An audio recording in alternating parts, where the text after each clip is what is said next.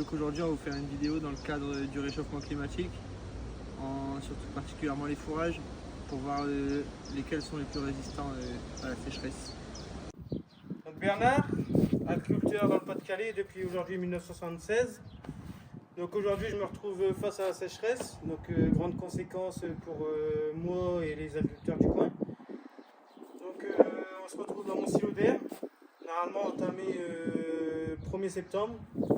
Aujourd'hui on est le 30 juin, déjà terminé, quasiment terminé. Mon stock de maïs déjà écroulé, qui devait tenir jusqu'au 1er juillet. Donc aujourd'hui, face à la sécheresse, on se retrouve dans des embarras plutôt bien emmerdants. Du coup, maintenant, on va retrouver des alternatives pour réussir à tenir l'été.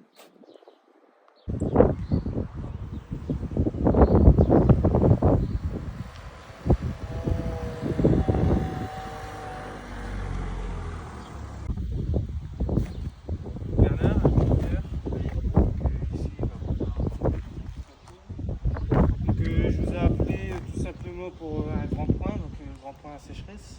Donc, mon problème c'est que mon stock de maïs est déjà écroulé. J'avais fait un stock d'hiver, apparemment ça devient bientôt la fin.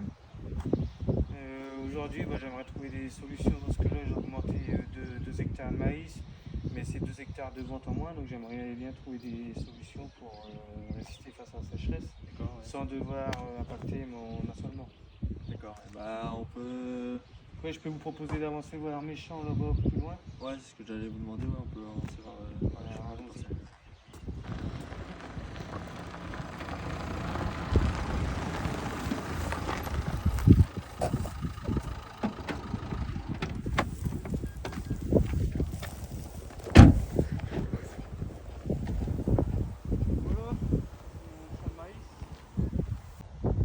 Donc là on se retrouve dans 2 hectares de maïs que je vais semer en plus pour essayer d'assurer mon coup.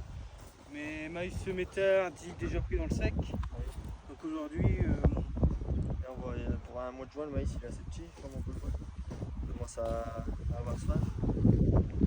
Et sinon, vous avez des cultures qui se libèrent là prochainement, on va cueillir les pots de conserve aux alentours du 10 juillet. il y a quelle surface Il y a 8 hectares là-bas en haut du village dans de la bonne terre. Après les pots de conserve, on pourrait mettre un réglage tout tremperie.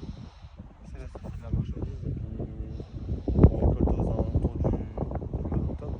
Ouais, un voisin m'avait parlé de ce réglage, c'est un réglage qui fait du volume et ensuite qu'on peut retourner pour mettre un blé. Voilà, ouais, c'est ça, ouais. Comme ça après vous avez un beau blé derrière.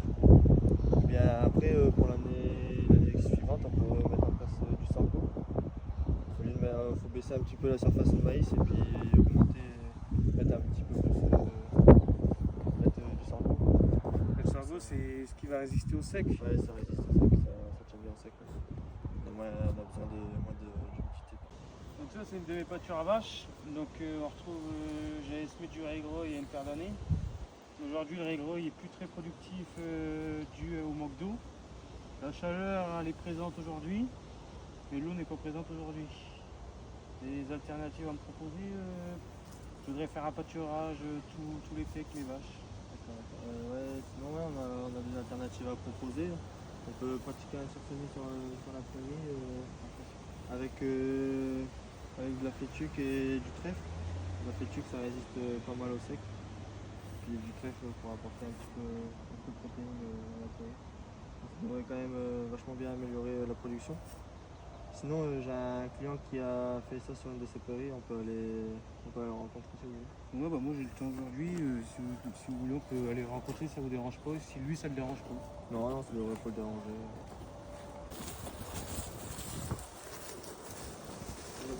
Désolé, Bernard, je suis venu avec un client pour qu'il voit ce que ça donne le sursemis dans la parcelle. ouais. Parce qu'il aimerait pratiquer cette technique-là sur ses prairies à vaches. Ah ouais, sur la pâture à vache. Ouais. Ouais. Oh bah là on peut voir, j'ai fait un sursemis de trèfle. J'ai mis que du trèfle en sursemis. Il y avait déjà du régro et de la fétuque avant. Et bon là je l'ai coupé, je l'ai enrubanné. Puis là je pense que je vais mettre les vaches. Voilà, avec du trèfle comme ça, normalement ça va pousser tout l'été. Et puis ça va être bien azoté, donc je pense que ça va être bien pour les vaches. Et sinon, ça, finalement, on n'est pas si loin que ça. On se connaît pas, mais on n'est pas si loin que ça. Parce que moi, là, au Morelva, il pousse plus du tout. Là, malgré le manque d'eau, votre trèfle, il pousse quand même. Bah là on le voit, le trèfle il a été coupé il y a, une quinzaine de jours. On voit qu'il est déjà beau. Il y en a certains qui ont des grandes feuilles. Hein. C'est une terre assez séchante ici encore. Vous avez pu voir avant sur semis. Ouais, ici ça sèche. Enfin, cette année c'est mieux que l'année dernière, mais l'année dernière ça avait souffert du sec. Mais bon, ça s'est bien implanté et puis là cette année je pense que ça va bien donner. Non, bah ouais, à voir, je vois qu'il y a de l'épaisseur. Je vais voir avec mon technicien où est-ce qu'on pourra implanter ça. Si je le fais un sursemis dans mes pâtures ou sur un sursemis, j'ai 5 hectares d'agro tout près de la ferme. Donc je vais regarder ça avec mon technicien. Bon, je pense dans des pâtures à vaches ça peut être pas mal. Là je pense que je vais les mettre. Je vous remercie. Bon, À bientôt. ben, merci à vous. À la Bon, prochaine. à la prochaine. Ouais.